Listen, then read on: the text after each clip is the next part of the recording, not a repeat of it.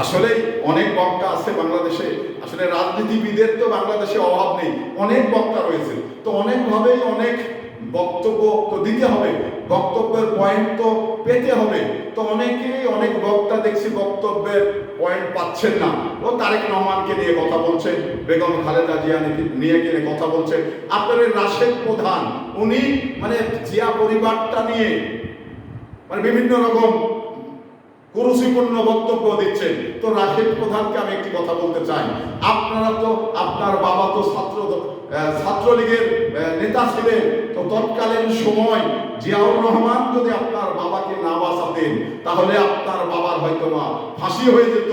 তো সেই জিয়াউর রহমানকে নিয়ে, সেই জিয়াউর রহমানের পরিবারকে নিয়ে আপনি যেভাবে মানে কুরুচিপূর্ণ বক্তব্য দিচ্ছেন, এতে করে আমি মনে করি এই রাশেদ প্রধান একটি মানে অকৃতজ্ঞ এবং অপদার্থ এবং মানে বাপ বাপ না থাকা সন্তান, আমার কাছে এটাই মনে হয়।